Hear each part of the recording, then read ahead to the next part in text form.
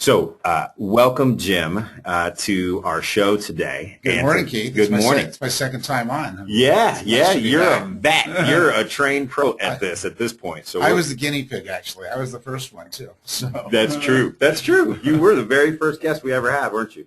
Yep. All those many moons ago. Now there's millions listening across the globe waiting to sit at the feet and receive the font of knowledge.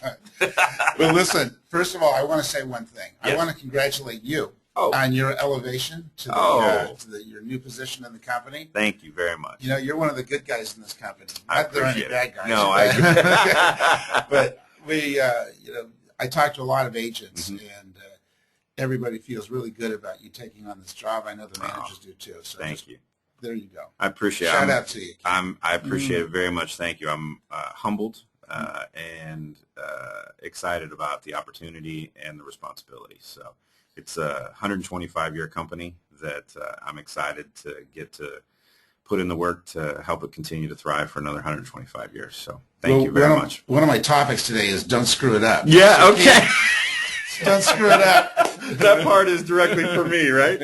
All right. Well, ladies and gentlemen, if you can't tell, we're about to have some fun and get a lot of great information and in a really direct style, which I think is wonderful.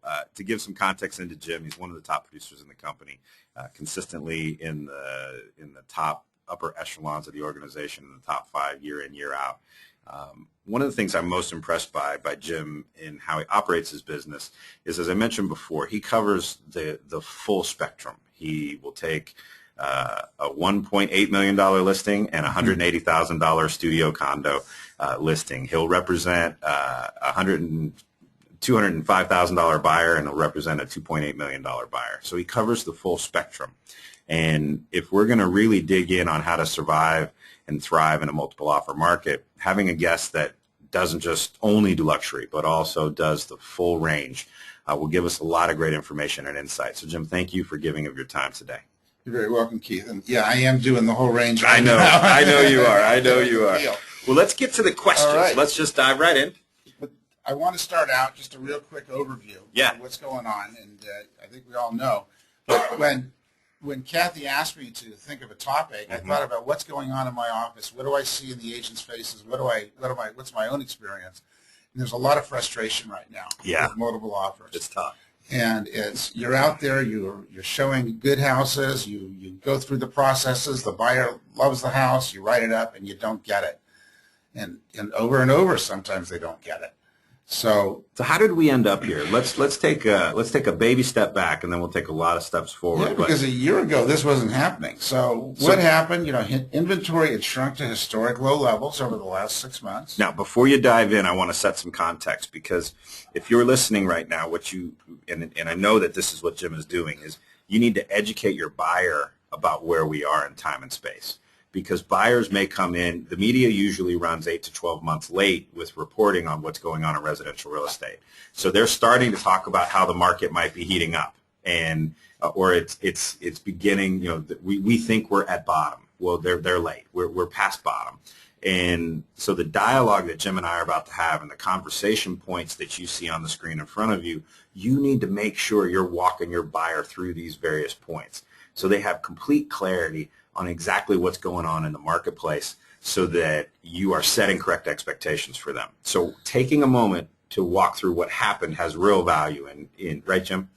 And absolutely. And with regard to the media, here's an article in the Chronicle that came out on Friday.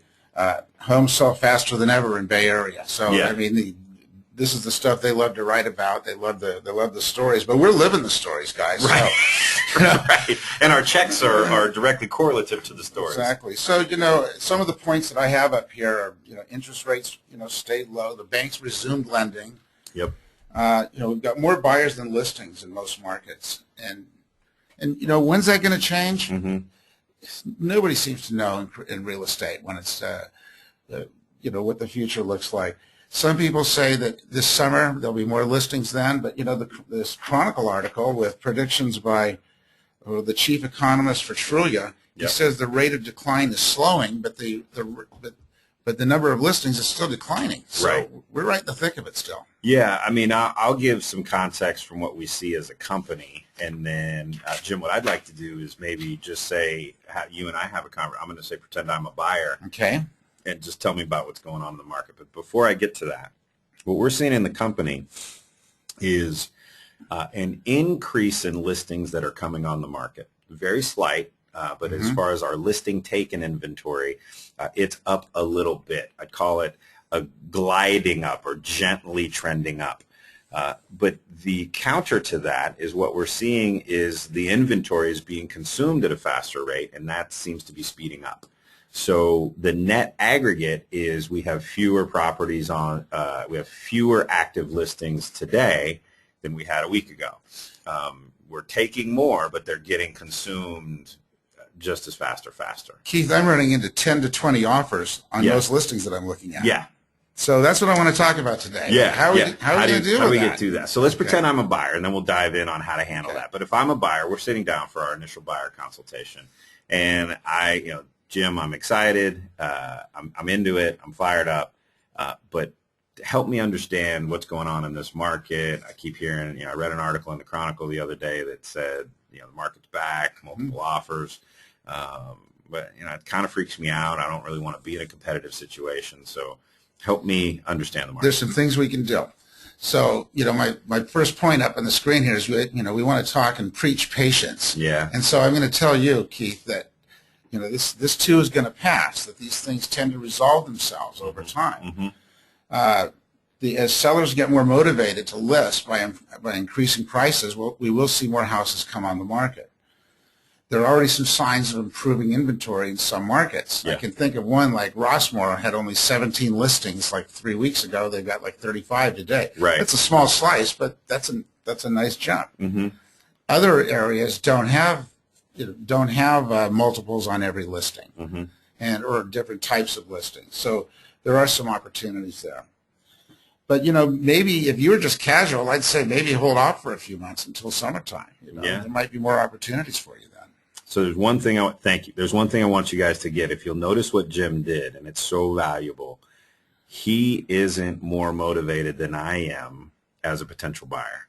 He's very comfortable with saying, look, I've been in residential real estate for a couple of years, and I'm going to be in residential real estate for a couple more. Whenever you're ready to buy, I'll be here. I will be there. Right, yeah, and you will. And so what's important is to make sure it really takes the pressure off of me as a potential buyer. The best analogy I can give, and it's a weird one, is if you've ever been in a dating relationship where one person wanted it a lot more than the other one. Where are we going with this? Well, just stay tuned, sports fans. It feels weird, right? It feels awkward. Yeah. The energy that's being brought by one person to the, quote, relationship, unquote, is different than the energy being brought I remember by that. Yeah, I don't. It's never happened to me. But it just feels weird. And if you as a real estate agent are bringing all this energy to the buyer and they're not really ready to buy yet, that can feel weird too. And especially in this market where it's so emotional and so competitive, and they're going to ride on 5, 6, 7 properties before they get one, they have to be very committed and willing to go through the pain to come out the other side. So being willing, just like Jim was, hey, look, if you want to wait till things, till there's more inventory on the market, maybe we should wait a couple months. As a buyer, I might back away from that and go, oh, good, thank goodness, because I kind of wanted to wait a few months anyway. I just didn't know how to tell you. Or I might go, well, wait a few months. I'm ready to go now, right? Well, we're going to talk about that too. Good. But I try to educate the client, and I think we should all try and educate our clients, right away instead of through the process of losing out on multiple offers, because that's heartbreaking. Which is really what you're getting into on number 2 there, right? Don't chase every property. Yeah. So, if a listing has 21 offers on it, does it really need 22? Right. So, you only have so many bullets in your holster. Yeah. And you mentioned 6 or 7 offers. I think that's about it. Yeah. I think after 6 or 7 attempts, most buyers are going to stop trying and move on and either going to drop you for whatever reason or get out of the market. So you have to be effective. When I broke into residential real estate, it was a comparable market to the market that we're in right now. Very hot, multiple offers on everything. And my average for most buyers was 5. Right there at the limit. Yeah, right there at the limit. And there was always the couple that would, keep grinding and willing to get to 8 or 9, and there was some that would quit after 3. But 5, keep in your mind 5. If you don't see a progress and a maturation in your buyer where, the first time they write, they're scared, and as they should be, it's a giant financial decision, and there'll be 22 offers, and they want to come in at list because they don't want to overpay. Right?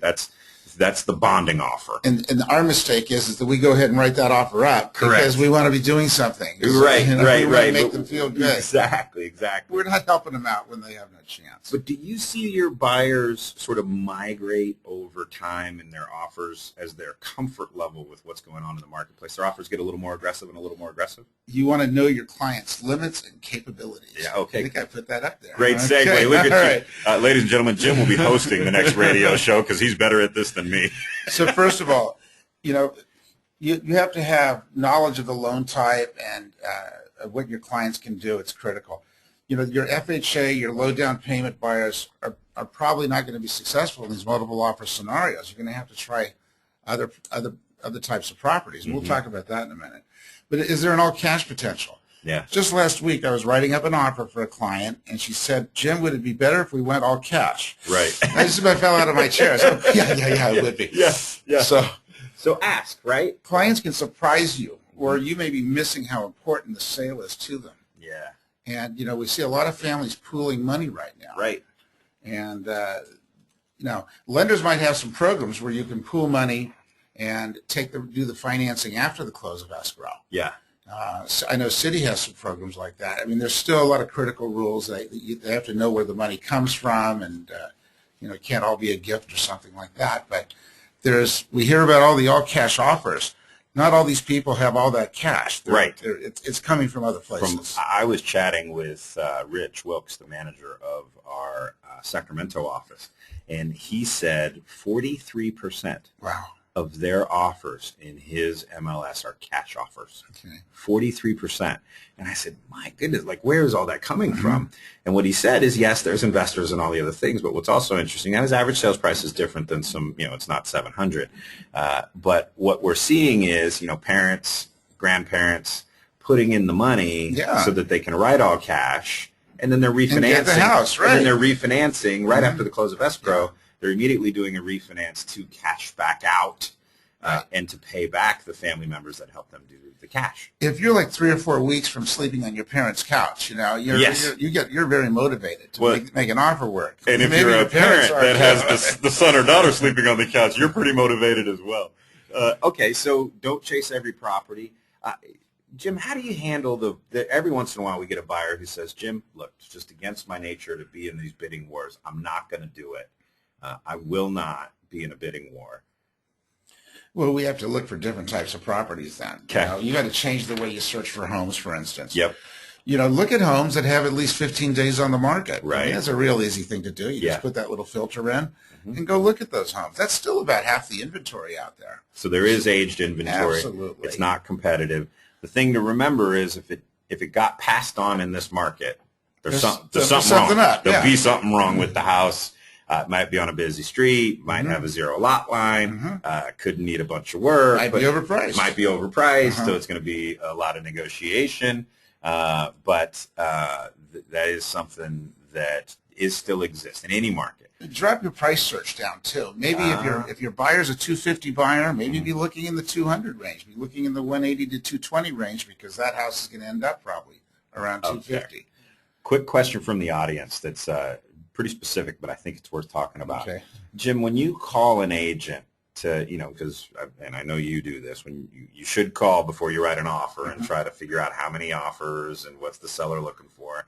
And when you call and an agent says, I'm not disclosing that, or my sellers asked me not to disclose how many offers, how do you handle that as a buyer representative? Well, first of all, I think that's wrong for them to do.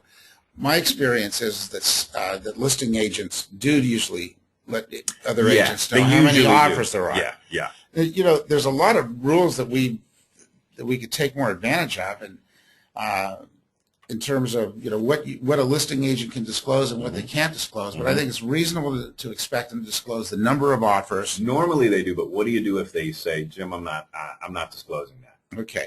Well, then if they won't tell you the number of offers, maybe it's not the right fit. I mean, maybe you just move on at that point. Well, and the other thing that I assume when I hear that is you have none. Well, that's a very good point, too. Yeah. Okay. If you won't tell me, my guess is one of two things. Either, and I want to get the other side of this too with you, but either one, you don't have a trust relationship with your seller, and your seller has demanded that you do this, and you can't help them self-discover why that's a mistake. Or two, you don't have any, and you're trying to bluff. So I would approach it personally if it's the dream house and it's one my clients really want, we're going to write it up. I would say, okay, well, when you're looking at offers, they'll give me they'll say, well, you just send it over right away.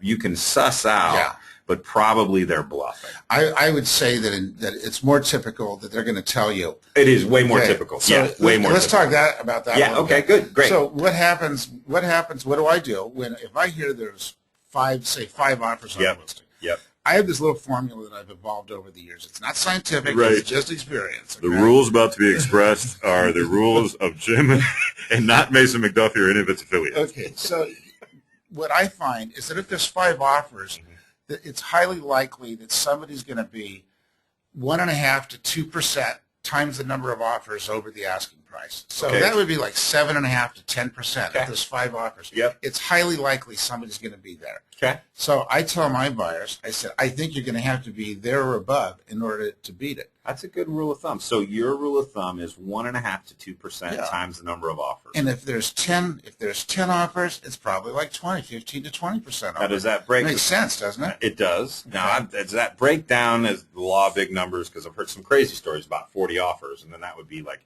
80% over. What happens then in that scenario? You'll end up with getting a whole lot of offers just over the asking price, and then a few stellar ones that will stand out. And we can talk about that, and when we talk about how to be an effective listing agent. Right? Okay, good. Let me give one quick question because I love picking your brain on things like this. Now, just to go back for just a second on what would you tell a seller? Let's pretend I'm your seller, and I said, we put it on the market. I want to go a little higher than what you recommended, and now we haven't gotten any offers. And I'm like, Jim, look, this is supposed to be the hottest market in the history of ever. What if I told you? What would you say to me as the seller if I said, Jim, let's just tell when people call, say how many offers. I want you to tell them that I've asked you not to disclose that.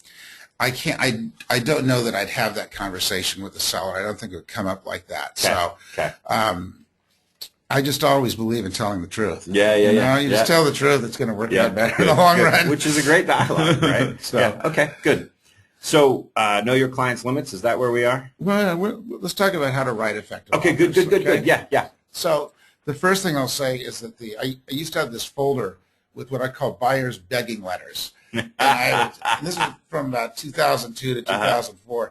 And I would bring them out, and like some of them they were like arts and craft projects, and they would match the wallpaper of the house we're trying to buy. Pictures of the family. If they had horses, they were on horse paper. So that file, I think I got rid of it around 2008. I'm looking for it again. Now you got to find it. Okay, because the buyer's begging letter is back, folks. Yeah, it is. As much as we hate it, you got to ask your clients to do it, even if they use the same darn letter for every house. Sure. Say, I love your house. Right. Picture our family growing up there, but put your buyer's begging letter together in advance and have it ready. Good. Another thing you can do, and I know the Citi guys will do this, have your lender call the listing agent. Great idea. And just make that call in there. And keep everything as tight as possible for contingencies. I'm still amazed in multiple offer situations. I get people that want 17 days for inspections and things like that. And usually that's just a sign of sloppiness. Yeah. They just went with the default that's in the contract and didn't check the box and ask for 6 days instead of 17. Let me ask you this specifically on inspection contingency. Sure. What's about as fast as you feel comfortable that you can do it when you're writing an offer? Well, I would say you want to know your home inspector schedule. Okay? Great point. But I would say 5 to 7 days. Yeah. And I think any tighter than that, you're doing your client a disservice and making, maybe creating some liability issues. But you don't really need to go any longer than that. And make sure you've got a home inspector that delivers the report to you online the night of the inspection. Quickly, yeah. And if have you ever set an appointment with the home inspector before you get your offer ratified? I have. Yeah. I just know what his schedule is. Got it. I call him You've up got and that say, tight of relationship. Yeah. Pencil me in for Tuesday kind of deal. Right. Okay, good. But again, you can only do what your clients can do. If they can't go 20% over, you're not going to do it. So, Right. You've got to work with what you can work with. So. Yeah. So you mentioned the letter, which is, I think it's a good thought process to approach it. Is what you want to do is humanize your offer, because if it's just a pile of numbers and dates and contingencies, there's not people associated with the other side. And so anything you can do to humanize your offer and put people behind the facts and figures, the greater likelihood of getting a counter. When I was in these situations, what I was writing my offer for was to get a counter. And even if I was 13th out of 30, if I could get a counter, then I made it to the next round of the tournament. Then you got something to work with. I got something to work with. And it may not go anywhere, but at least if my clients knew, hey, look, we have a multiple counter, that means that we're 30, now we're down to 3 or 4. People start becoming more willing to step up or to be a little more aggressive. So when you're writing that initial offer, the more you can humanize it, the greater likelihood you'll get a counter. Even if you're way out of the ballpark, you'll at least get that counter offer because, that was that nice couple. They're both school teachers, whatever. And also, if you can meet, if there's some way you can bump into the seller, I try and make that happen. What about presenting? Do you at least present to the agent? Do you do that in person? Do you do it on the phone? It's not happening, Keith. It's not happening. No one will do it. It's not happening. Do you ask? I haven't really even asked. Okay. All right. We're just sending it in. But hopefully you've created some kind of a rapport with the listing agent. And hopefully you've had a chance to meet with the seller, so when they'll recognize your package when they look at it, because realistically that's how it gets handled. They sit around a table like this and open up 10 envelopes. Right. So, and Jim's been doing this long enough and successful enough that there aren't too many agents where he'd be writing an offer who won't know Jim, know his reputation, and know his ability to close. If you're newer in the business, if you have an agent on the other side that you've never done business with before, I really want to encourage you at a minimum to go present to the agent, because in the same way you're trying to personalize your offer, you're also trying to personalize yourself.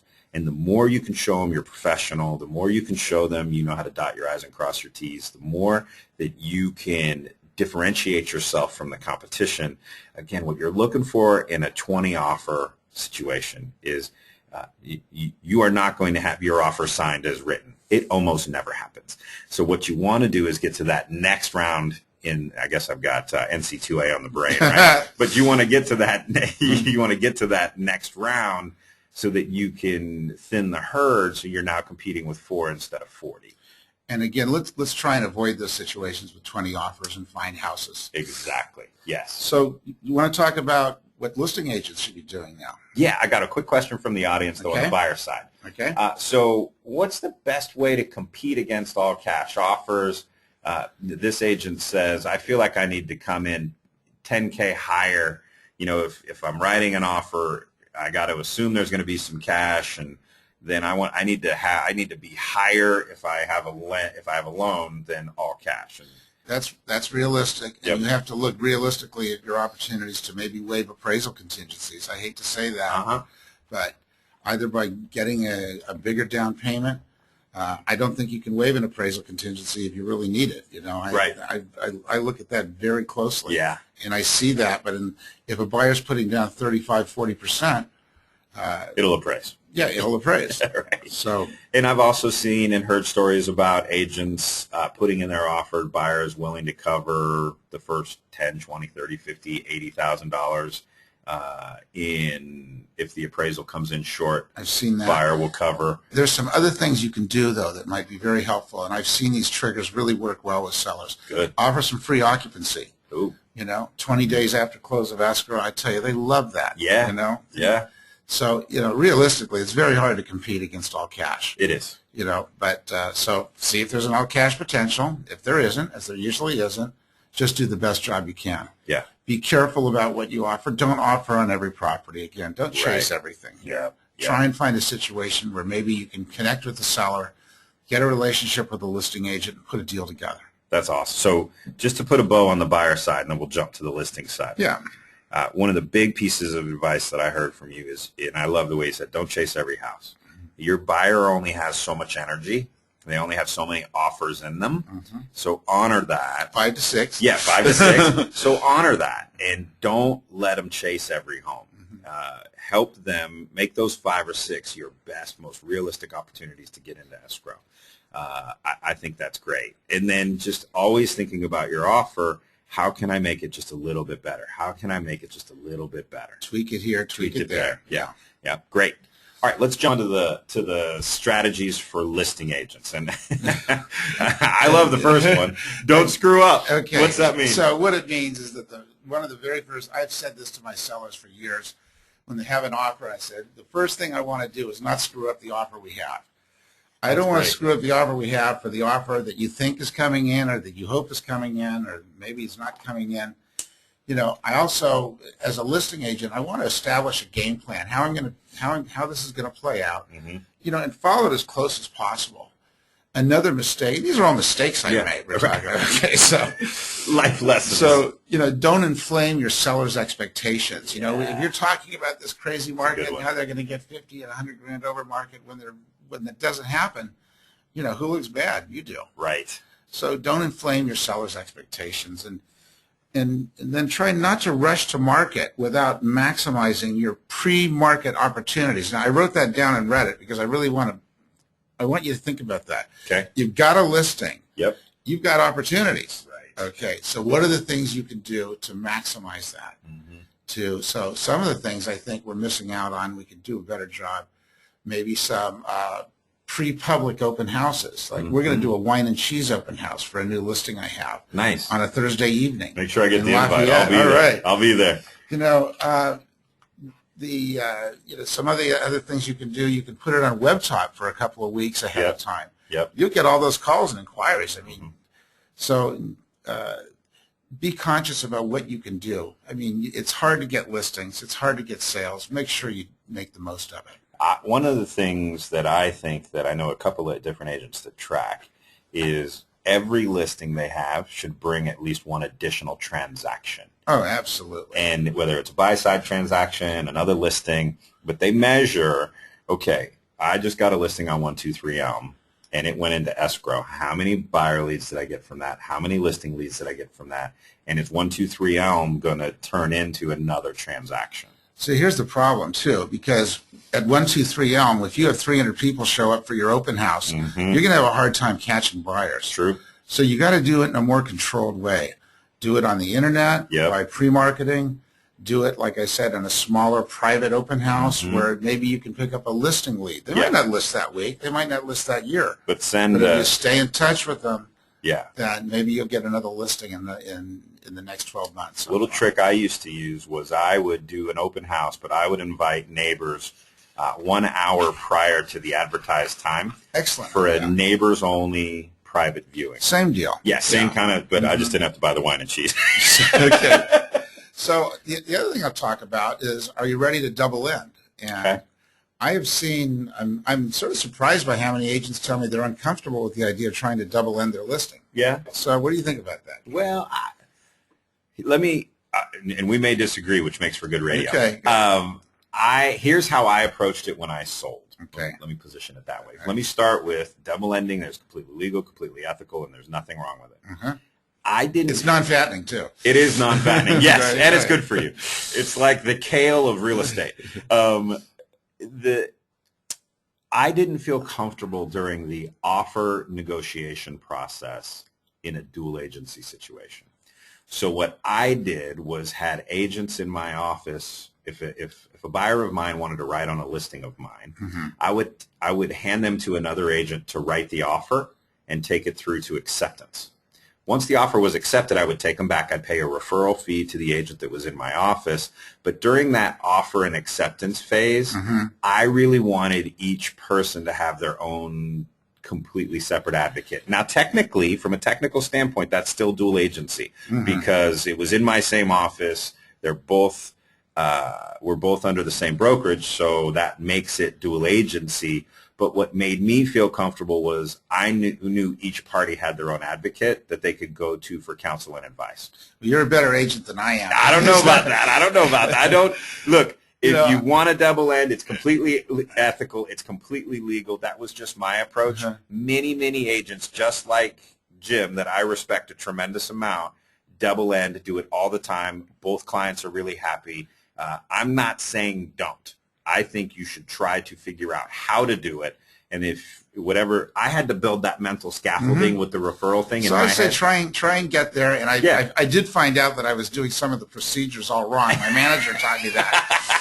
But so I'm going to do better. But how do you as long as you tell other agents that I'm trying to sell the house too. I'm out there trying to find a buyer too. Absolutely. And when you present offers in a multiple offer situation, when double ending, then you really have to get a manager or another colleague involved. At a minimum, get your manager involved. Have your manager be there as another pair of eyes. It protects you from any sort of collusion complaint or anything else. Look, as long as you keep the other agents informed as to what's going on, and you treat them fairly, you'll be okay and you'll be respected at the end of the process. Absolutely. We all want to be respected in the morning, don't we, Kate?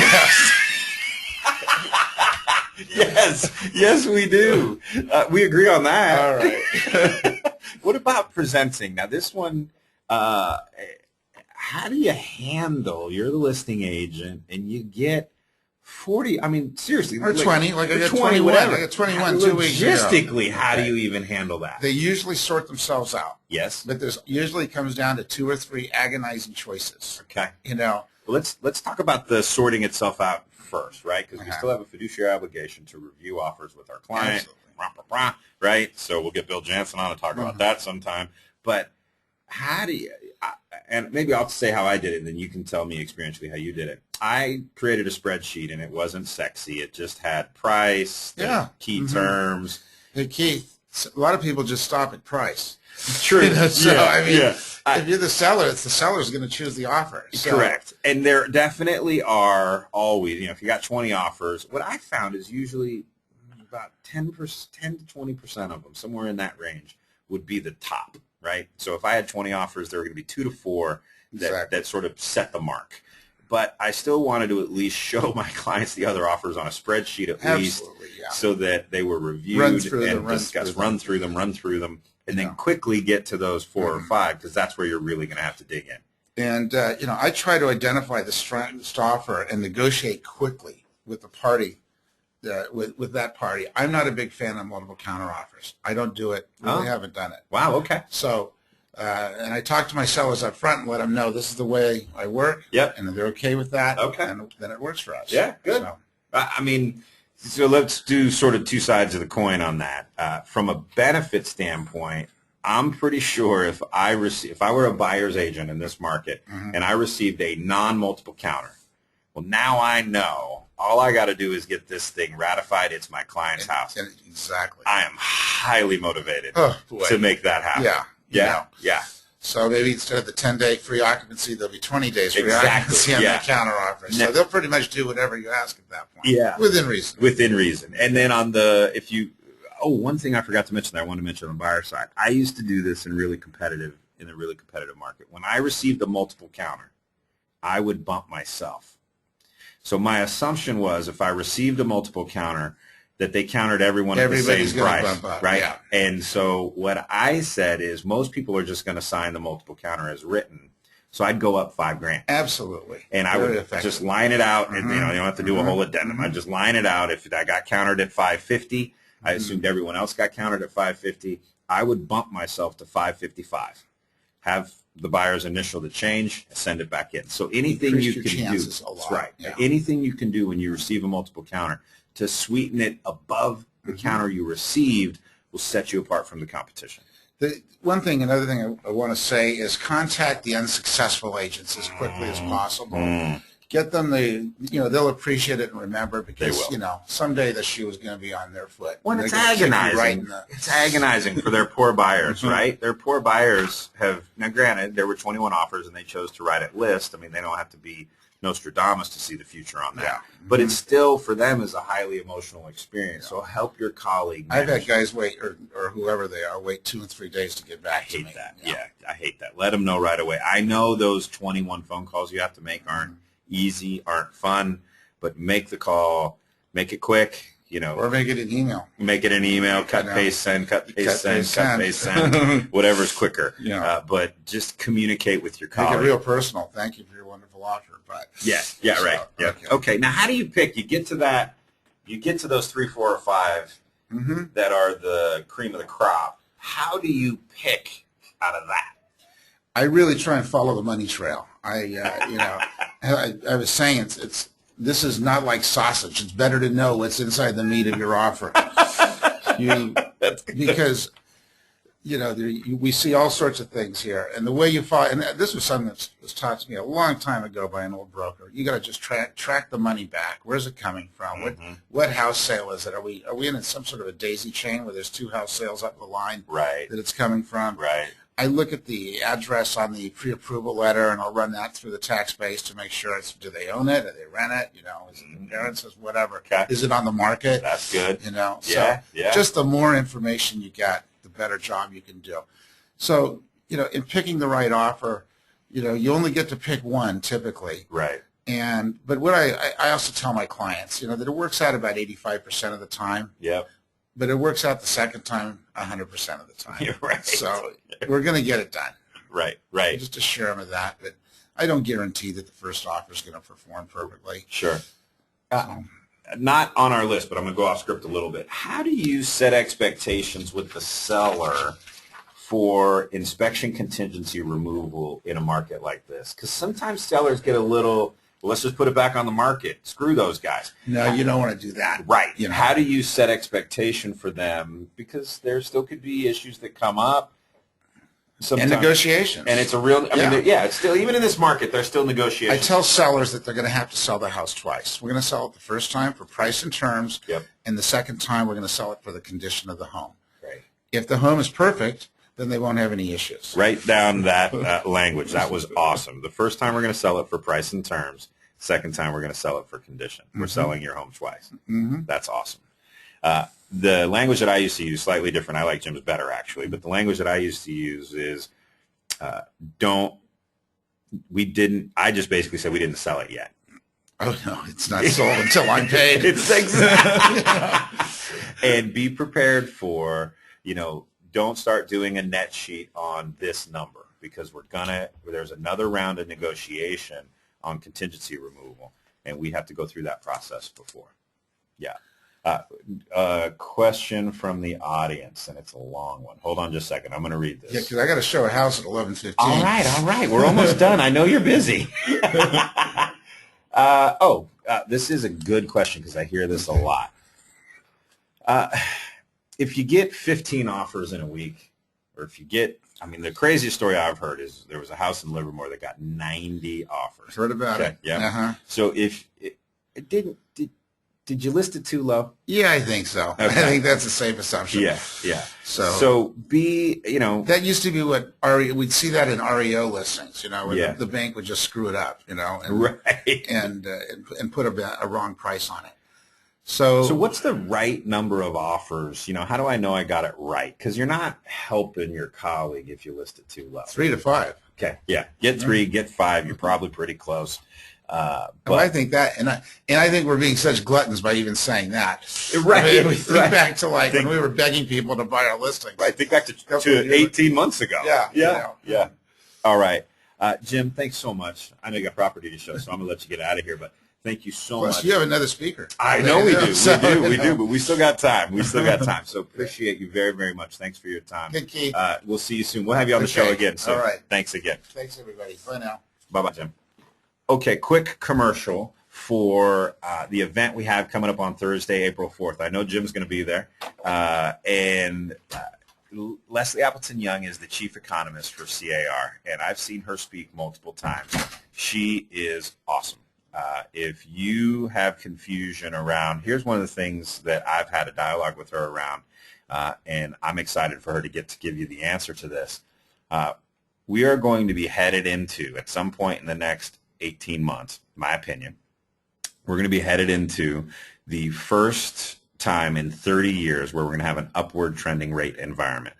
Rates for the last 30 years have been trending down. That means if you've been in the business for less than 30 years, you have no idea exactly what this next market cycle is going to be like. Leslie is going to help us answer that.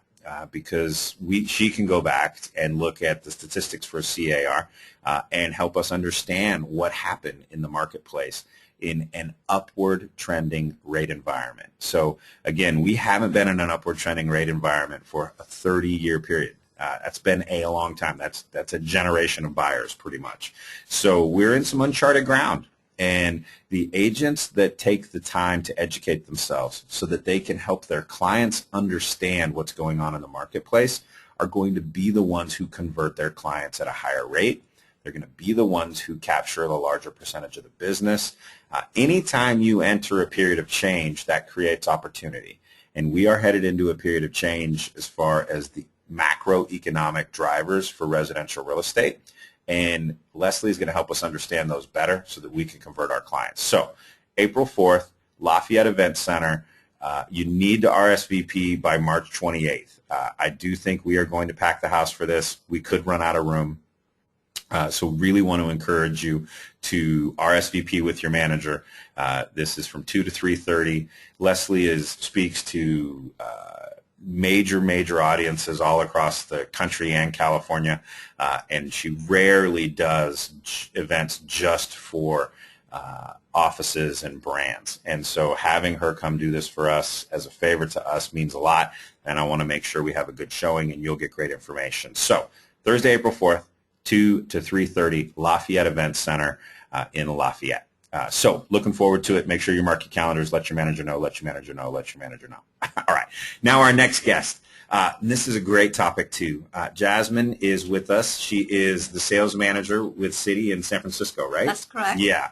And she's awesome. We've had a couple of conversations. She has a ton of information and a ton of knowledge around not just product, because all of the lenders that we work with and all of our partners have great knowledge around product, but she has just a really great insight and understanding into process and what buyers are going through. So we thought it'd be a great idea to pick her brain about life after a short sale. Yep, there sure is life after short sale. Okay, good, because a lot of sellers went through that in the last 5-year down cycle that we were on. So let's just dive into the first question. And we get this a lot. How long after a short sale can my borrower get another loan?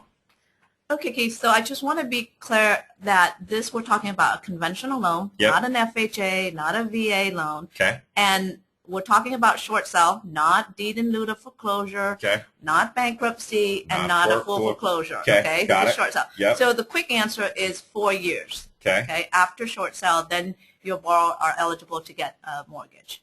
Okay, good. And the the best answer you should give, in my opinion, especially on the real estate side, is, and I learned this very early in my real estate training, if someone asks you a question, usually there's a lot of variables. And so the best answer is open with, it depends. Yeah. Right? So how long after a short sale can my borrower get another loan? Your first answer is, well, that depends, because there's a lot of variables. You are correct. And then say it's somewhere around 2 to 4 years, or whatever the Right. predetermined answer is, or whatever your learning has taught you, because they're not doing it out of malice. They might think a short sale and a foreclosure are the same thing and not have clear understanding of the process that they actually went through. And so you're answering for a short sale, and it's different for a foreclosure, because my understanding is foreclosure is around 7. Correct. Yeah. Yeah. And they're going to go off with that information and make a decision, and you could be wrong. So make sure you're starting with, it depends. Right. Because you aren't pulling credit. You're not doing an in-depth discussion. These are the questions we get asked at open house, and that can come back and bite you later. Right. So, and in truth, a lot of people have fear because they don't really know the answer, because they hear so much information from everywhere and they get kind of confused. So you really need to dig down and have that conversation with them and say, really, is it a short sale? Or did you started at the short sale, but it ended up as a foreclosure? So that's completely a different story. And so you really need to be clear about that. And on the real estate side, Jasmine's going to love this one. Here's where I would start. If someone says, how long after a short sale can I get another property? Right. My answer would be, are you thinking about buying? Because if they aren't, who cares? Right. Right. And if they are, then that's a dialogue that has some meaning and has some value. So make sure when you're out there in the field and you're having these conversations in line at Safeway or at open houses, qualify them a little bit. It's okay to say, are you thinking about buying? No, we're not. God, we're not going to buy yet. We just, And I also think it's a good conversation that you should have with your seller if they're thinking about doing a short sale. Because they may have an answer saying, well, when can I buy again?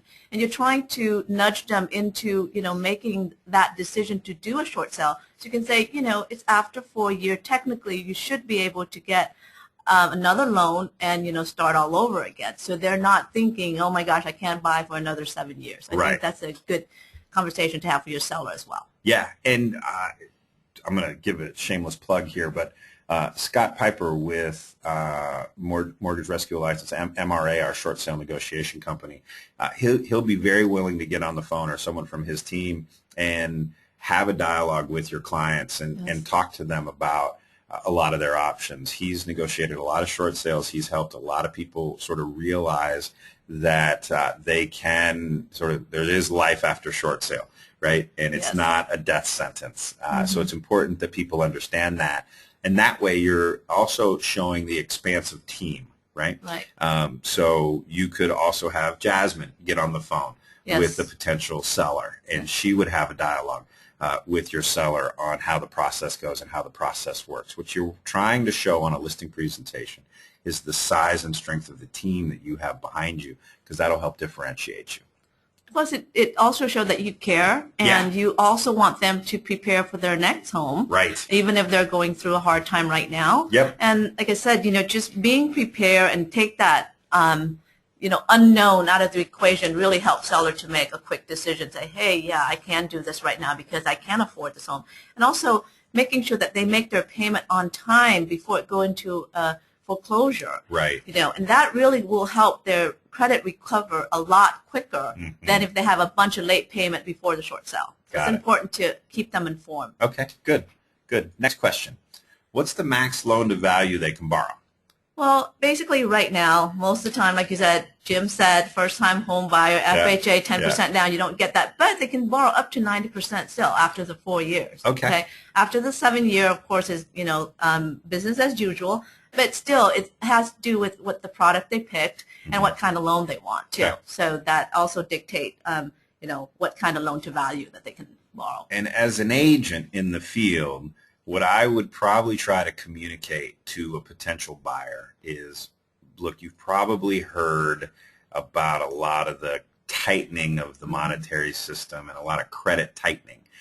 What's important to you, Mr. and Mrs. Buyer, is I want you to understand banks are lending money again. They are. Yes. And it's not as crazy as it was, and it probably shouldn't ever go back there, but it's also not as conservative as it has been, and it's a great time for you to take a look. Right. What you want to do is help them understand, because a buyer doesn't think in terms of loan to value, and that's just not how their brain is oriented. They think about it as, how much cash do I have in the bank, and can I get someone else to help me get the rest of the cash so I can buy a roof that can go over my head.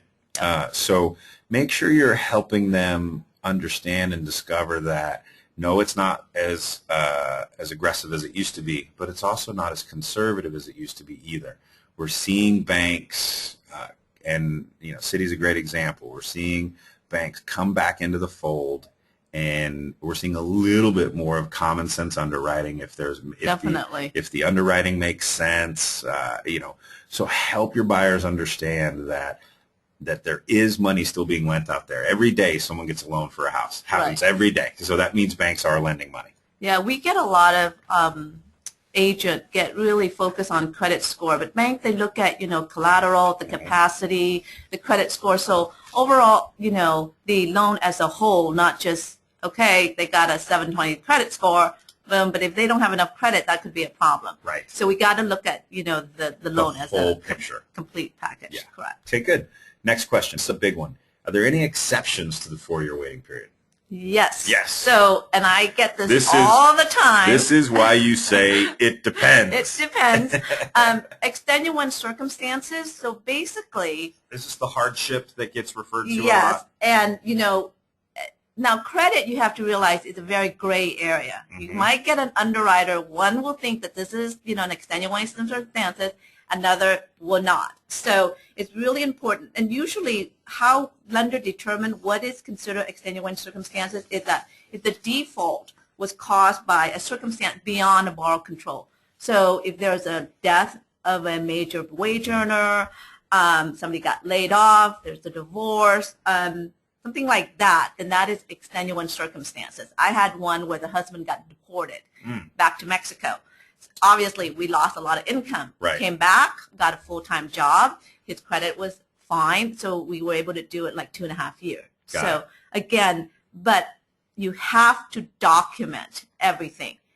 Like Jim, I used to have a stack of letters of excuses and explanation. People die. So basically, really, have them really write out. And like you said, the truth is always the best because they go through it. Make sure you document everything. Why maybe a layoff letter, show that they didn't have income coming in. So it's really important for your borrower to document their hardship. Yeah, most people. The last thing they stop paying is their home. Correct. Psychologically, we have a lot of attachment to the roof that's over our heads and this sense of home and where I raised my kids and all the firsts that you have in a home. So if someone stopped paying their mortgage, usually it's because something went pretty wrong. Right. And so tell the story about what went pretty wrong. But you can't just tell a great story. You've got to have the documentation to back it up. Exactly. And an example of what is not good, it's basically rental property. Sorry, Right. My tenant didn't pay me. I couldn't keep up with it. My house is way upside down. That's I can't do finance. That's not going to work. Right. Or if you have $1 million in the bank and you didn't want to shell out for it, that's not going to work. That's probably not going to work either. So right. It's really important to document and tell a great story. Good. All right. So let's say I went through a short sale or I just completed one. Mm-hmm. Give me some tips for how to reestablish so that I can maybe shortcut that 4-year time period. Okay. So if you are meeting with a new, buyer potential and they're like, oh, I had one 3 years ago, first thing you want to do is make sure that they are ready, one, like you said, to buy, and other, is their credit back in shape? So some of the tip that I always say, if you're working with somebody, have them reestablish their credit. Get a secure credit card for at least a year. What bank look at is how you've been performing for the last year after your short sale. Okay. Revolving debt, pay it down, keep it to a minimum. Mm-hmm. So that would improve your credit score. Okay. Don't go out and buy expensive car or things that you don't need. Keep your, avoid any kind of collection, medical bill. Take care of it. And a lot of people don't know what their credit is. So if you really want to get them prepared, have them, go through the pre-qualification with Citi, get their credit run, and then maybe work on items that they will need and keep in touch with them because you will, if you work with them, you will have that buyer for life. So they're really grateful that, somebody's spending the time and taking the time to work with them so they are prepared to buy. The buzzword here is post-short sale, or post-foreclosure, post a series of late payments or post anything else. What you need to do is reestablish. Right? You've got to reestablish your credit and make sure you're ultra conservative in your decision-making process. Pay things early, pay them off in full. Keep receipt of rent. Don't pay cash. If you do pay cash for your rental, make sure you get a receipt of pay by a cashier check. So things that we can document in order to reestablish their credit is important. Yeah. And what they're going to be looking for is, have you created a history of being responsible? Because you created an event of irresponsibility. You may, whatever the truth is, but you've got to prove it's the golden rule. Whoever has the gold makes the rules, right? Right. So if you want to get someone to trust you again, trust is earned, not given, and you've got to earn that by showing that you have consistently made payments on other things, and then they'll trust that you'll consistently make payments on future things. And they need to still have a job. That's important. Yeah, having a job is important. Repayment isn't really important. And one of the things that I want to say is that, let's say you did a short sale with Wells, I recommend they don't go back to that same lender that they did a short sale with. Yeah. Chances are, if you screw us once, we're not going to deal with that again. That's right. Once bitten, twice shy. Right. Yes, so. yes. Here's a question from the audience, and I think I understand it. It says, in terms of the waiting period to get a conventional mortgage, is there any difference between a borrower who did not default, and I think what he means is have late payments. Is there any difference between a borrower that did not default on the short sale and a borrower that did default? Again, that goes back to, yes, that could improve their credit score a lot quicker, but just because you did what we call a strategic short sale, which is not beyond your, extenuating circumstances, they still would look at that. You have to wait 4 years. Even if you have a 750 credit score, you can't come back after 2 years. So, okay. Yeah, but that will definitely help. I've seen people with short sale have higher credit score than people that never had one. So you could, regardless of circumstance, if it's not viewed as a hardship, right? They're pretty firm on the 4 year. Yeah. Okay. Yep. So Pretty you could have an 800 score. Exactly. Wouldn't matter. Wouldn't matter. Yeah. Yep. That's interesting. Mm-hmm. Okay, ladies and gentlemen, the views about to be expressed are the views of Keith Robinson, not Jasmine or anyone else that's in the building. You will see the mortgage markets start to come back and be okay with that. There's too much money to be made. Too many people who have a history of consistently paying their bills got stuck. Were 200 grand, 300 grand, 800 grand upside down in a house, strategically let it go and have maintained payments on everything that they've ever had since. You will see a migration pattern, in my opinion, over time, over the next 18 to 24 months, where banks will be more and more willing to lend to those folks because there's too much money to be made. I definitely agree on that because, this 4 year thing and this 2 year extenuating circumstances just came out not too long ago. So bank definitely have deep pockets and we do have money. So the lending will open up a little bit, especially in the portfolio lending. Good. Mm-hmm. All right. Well, we have a little plug here for an event that you have coming up. Well, not you personally, but you're a member of ARIA. Right. And you guys have a short sale, State of the Short Sale and REOs in 2013 event that's coming up on March 28th. Tell us a little bit about that. So basically, this is a part 2. We had like about 175 realtor on part 1. And I think the state of short sale is really important because right now, if you hear from, and we're going to have short sale manager from Citi, Wells, Chase, and Bank of America. And I recommend you attend because I have spoken to these 4 short sale manager, and so much has changed even in HAFA versus non, and what is the criteria, what are bank looking for in terms of before you can list 80% below the BPO. Now they're looking at 100, 105. So definitely if you can make it, do come because there's a wealth of information on how to better do a short sale. Good. And what the date on that again is? Thursday, March 28th. Correct. It's from 9 to 12, and it's at the Green Hill Country Club in Millbrae, and definitely I recommend you, if you are even thinking or looking into still doing short sale, get the update. Because Country Club, swanky. Yeah, it's a nice Good. place. All right, great. Cool. Jasmine, thanks so much for your time. Thank you. Really I had a great time. You being here and sharing your knowledge with us. Thanks so much. Thank you. Couple quick updates. Do not miss April 1st. We have Herman Chan. Anytime we have Herman Chan and Exposed in the same sentence, this is going to be a fun show. Trust me. Herman is a total hoot. He's awesome. Great information. We've had him on the show before. He's going to come. He's one of the top producers in the company. He's going to share some of the secrets on how he achieved that. That's on April 1st. Herman Chan, April Fool's Day, and Exposed in the title. This is going to be awesome. Company events coming up. Again, I've mentioned Leslie Appleton Young. Also, mark this on your calendars. We're doing our 3rd annual online Marketing and Social Commerce Expo on May 17th. We're lining up the speakers right now. We've got some great ones already booked. We got more coming.